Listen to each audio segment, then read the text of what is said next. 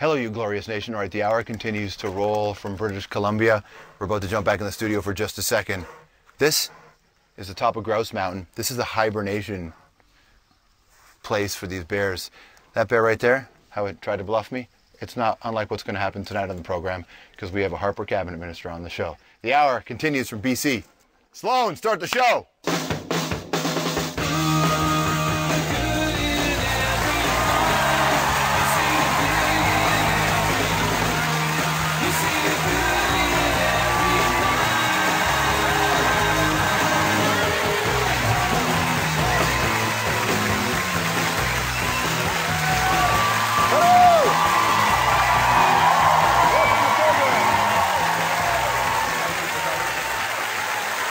Thank you for coming.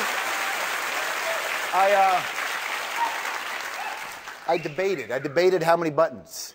I wasn't sure about this. Initially, I was doing this without the white t-shirt, but it was, it just might have been a little too sexy.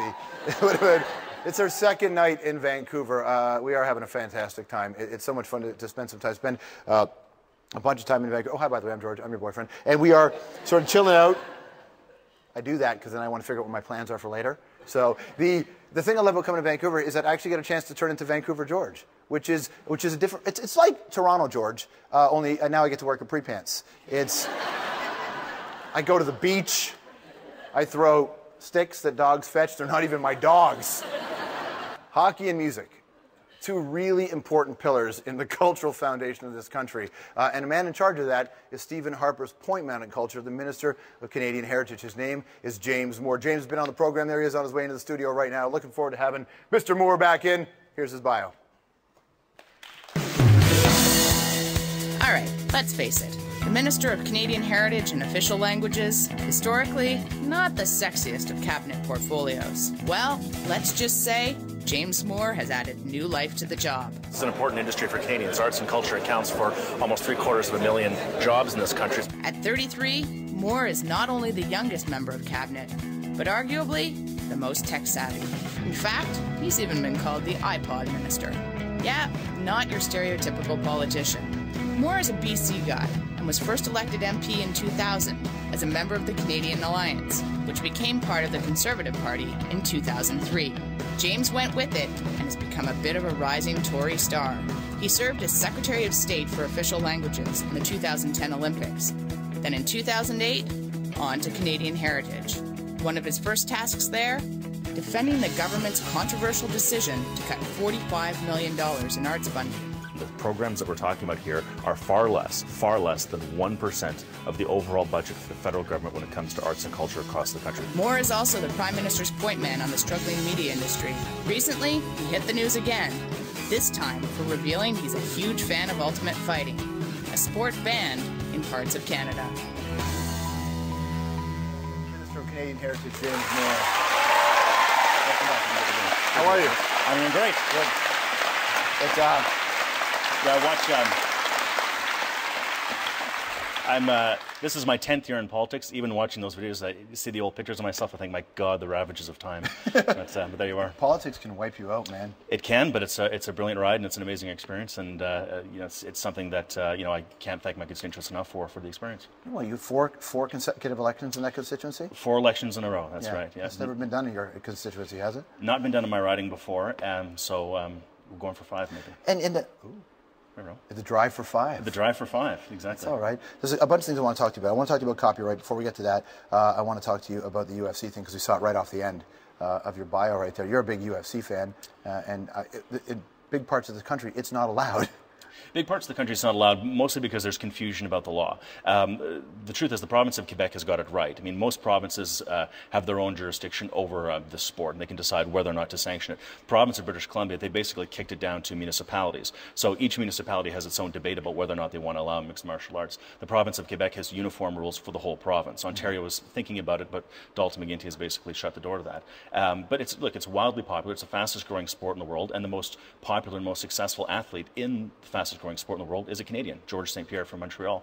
And I'm a big fan, and I think it's great. It's going to be here in Vancouver in a couple of weeks. It was in Montreal last week, and they sold out GM place here in 20 minutes. 20,000 tickets in 20 minutes. It shows the popularity. Is it appropriate for a minister to talk to a premier about this? Is it something that you can do? Would Stephen Harper let you do that? Of course. Like, you know, it's actually not just provincial jurisdiction. There's some crossover here, as I said, with regard to the laws. But, you know, it was a debate here in the city of Vancouver. That's when I proclaimed my support for the sport, because it was a debate here in the city of Vancouver. I'm the minister responsible for the city of Vancouver, and I was very proud to engage the debate, and I'm very glad that the UFC will be coming in a couple of weeks. Let's talk about the copyright law. There's big changes coming. You're going to table your bill shortly. Do you know when?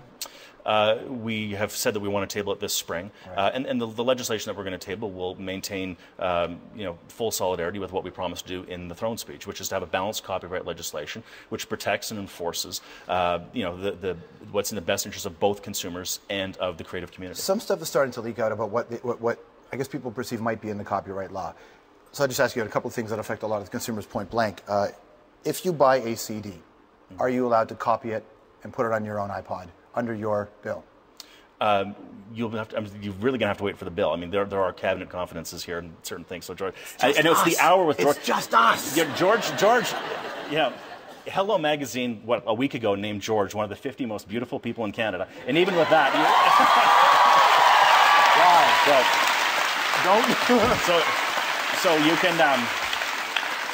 So you can bat those eyelashes at me all you like, but I'm afraid you're just gonna have to wait for the bill. But let me ask you a question. Why?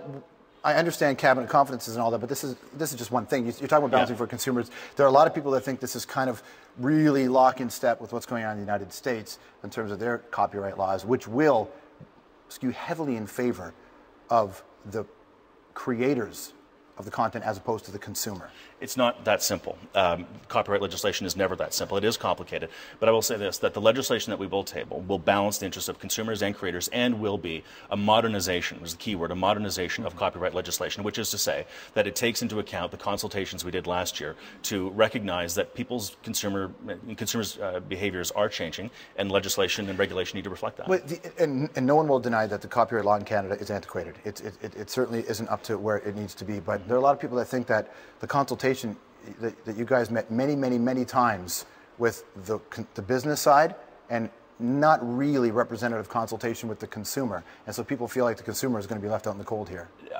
Well, anybody who says that is saying that in absence of actually having read the legislation. So people are judging something without having reading it. Tell us what's in the legislation. Okay, we can well, do this. Yeah. I just want to know because, look, I put a lot of songs on an iPod, and I'm totally fine being a lawbreaker, but that's me, right? I think because that's an indicator.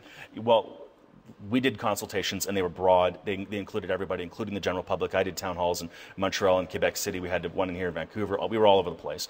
And we heard from a broad cross-section of people. There was no slanting one way or the other. And the general public could give in their own feedback as they wished to. And we received thousands of responses and some very good ideas. Copyright legislation was tried under the Liberals under a bill called Bill C-60. We tried under C-61. There have been some private members' bills in the House of Commons. There's plenty of grist for the mill, and all kinds of good ideas came out of the consultation. And I will tell you that the legislation will reflect what we committed to do in the throne speech, which is to have balance and modernization in our copyright regime. Okay.